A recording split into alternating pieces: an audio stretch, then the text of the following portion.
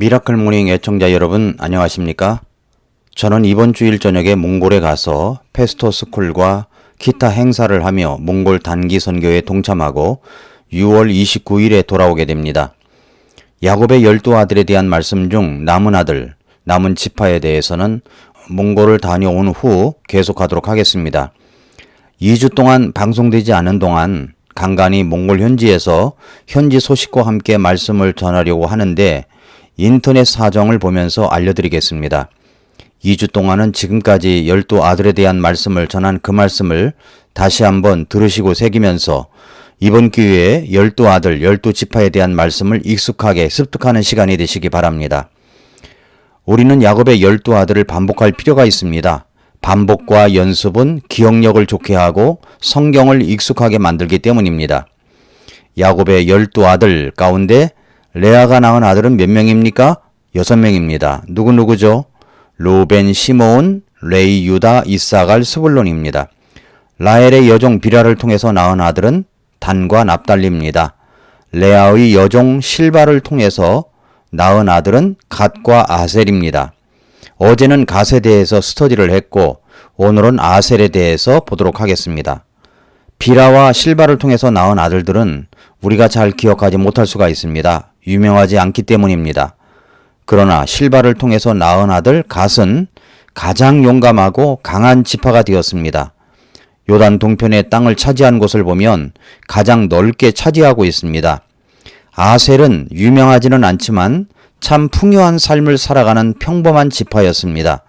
지중해 해변의 가장 북쪽인 지금의 레바논 지경과 접하고 있는 곳에 살았습니다.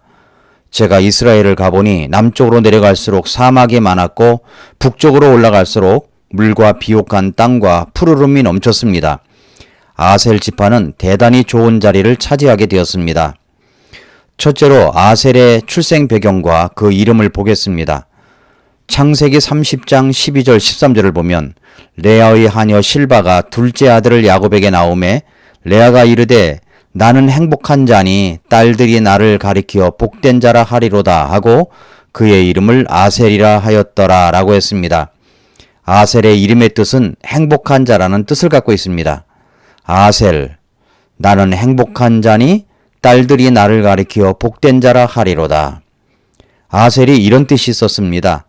우리의 일상에서 이런 문구로 내 생활이 되어지는 것보다 더 큰 보람이 있을까요? 나는 행복한 자니 사람들이 나를 가리켜 말하기를 저 사람은 참 복된 자야 라고 하는 말을 듣는 것. 내가 돈이 많으냐 적으냐, 집이 있느냐 없느냐, 자동차가 좋으냐 그렇지 않느냐, 아이들이 공부를 잘하느냐 못하느냐가 중요한 것이 아닙니다. 중요한 것은 내가 행복한가 하는 것입니다. 사람들이 나를 가리켜 말하기를 저 사람은 참 복받은 사람이야 라고 말할 수 있는 사람인가 하는 것입니다. 아셀이 바로 그런 지파였습니다. 둘째로 창세기 49장에서 야곱이 아셀을 향한 축복을 보겠습니다.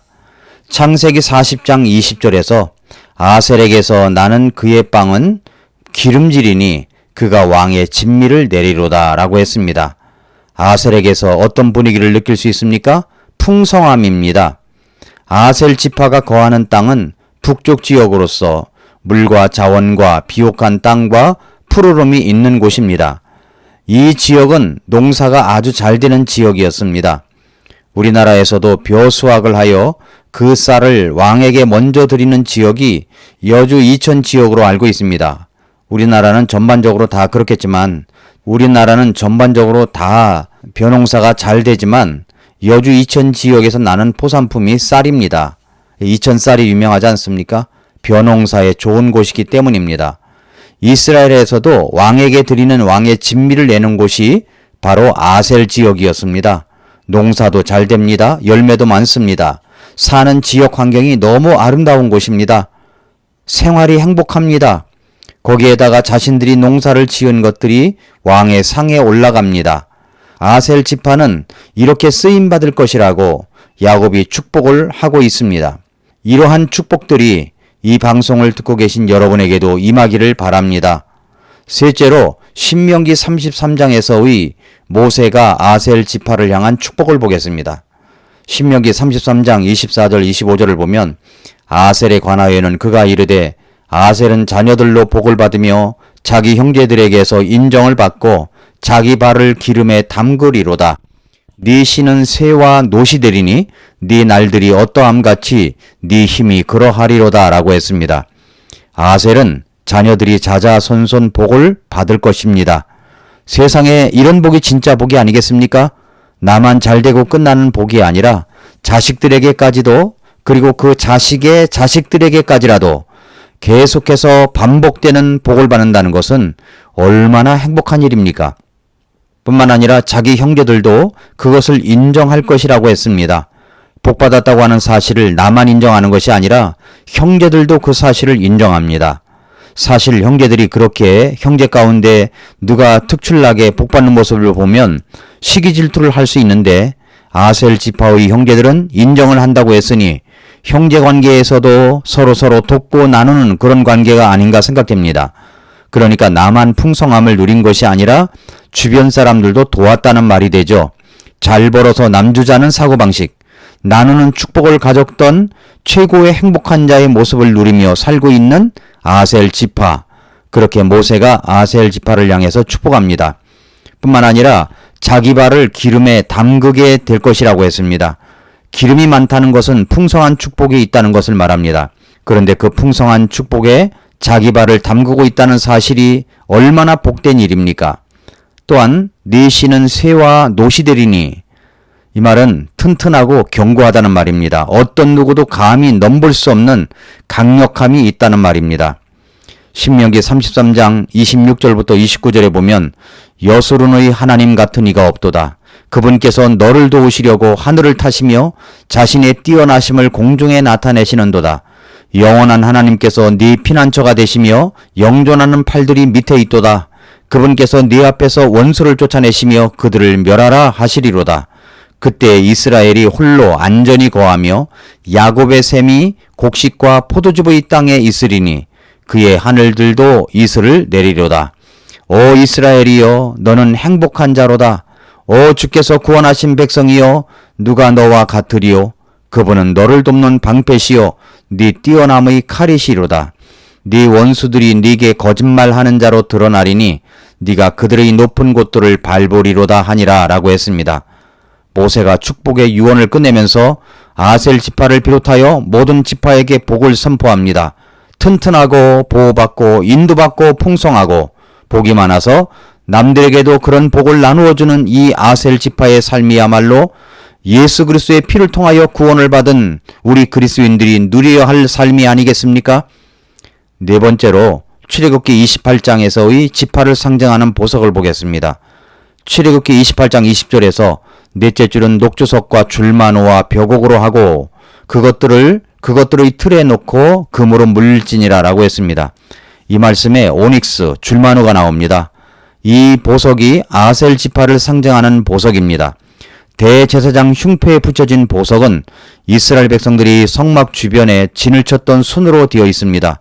오닉스, 줄마노의 본래의 뜻은 불꽃입니다. 고대 히브리인들에게 발견되었던 줄마노라는 보석의 색상은 진하게 붉은 색상이라고 합니다. 또한 이 보석의 특징은 반사가 잘 되었다고 합니다.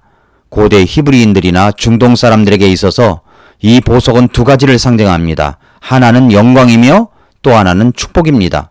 고대 중동 사람들은 이 보석을 갖고 있으면 영광과 축복이 가득한 사람이 될 것이라고 믿었습니다. 그뿐만 아니라 이 보석을 가지고 있는 사람과 같이 있어도 복이 임한다고 믿었습니다. 아마도 아셀 지파가 그런 축복과 영광이 있는데 그 축복과 영광을 혼자만 누린 것이 아니라 이웃과 함께 나누었던 그 지파의 모습이 이 보석에 담긴 것이 아닌가 생각됩니다. 우리는 아셀 지파를 통해서 어떤 영적 가르침을 얻을 수 있습니까? 아셀이라는 말을 발음 그대로 하면 아수세레라고 합니다. 이 말은 구약성경에 45번이 나옵니다. 그 중에서 27번은 축복이라는 의미로 쓰여졌고 18번은 기쁘다라는 뜻으로 쓰여졌습니다. 이 단어가 나온 유명한 말씀이 시편 1장입니다. 복 있는 사람은 아세레, 경건치 아니한 자들의 계획대로 걷지 아니하고 죄인들의 길에 서지 아니하며 조롱하는 자들의 자리에 앉지 아니하는 사람이다라고 말씀합니다. 여기서 복 있는 사람은 아수세레라고 하는 것입니다. 그러니까 아셀 지파가 바로 이런 모습입니다. 어떤 사람이 복 있는 사람입니까? 복 있는 사람은 오래 살고 부자가 되고 출세하고 돈도 많고 자식 많이 낳는 것으로 이해해 왔습니다. 그래서 우리는 복 받았다고 하면 이런 것들과 연결시켜 생각하는 버릇이 있습니다. 그저 지금까지 우리식대로 생각해왔던 사고방식을 그대로 적용시켜서 복이라는 단어를 해석해서 머릿속에 심어 놓습니다. 물론 하나님께서 복을 이야기하실 때 물질적이고 풍요로운 삶을 두고 말씀하셨습니다. 구약에 보면 많은 경우 그런 것을 볼 수 있습니다.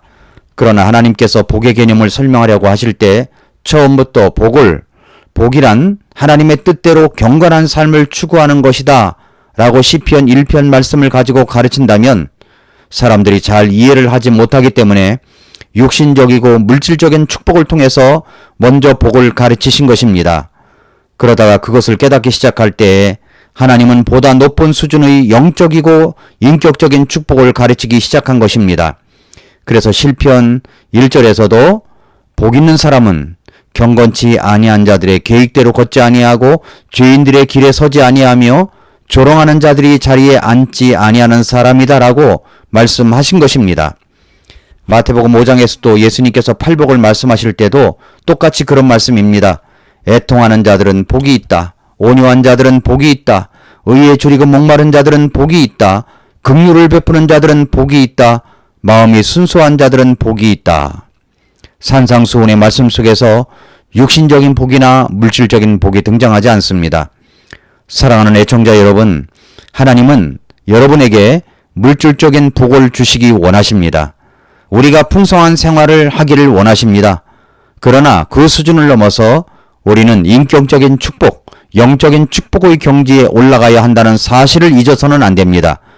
저는 우리 교회 사랑하는 성도님들과 애청자 여러분들이 아셀이 누렸던 복을 누리고 예수님께서 말씀하시는 팔복의 축복이 쌓여가시기를 축복합니다. 오늘도 미라클 모닝입니다.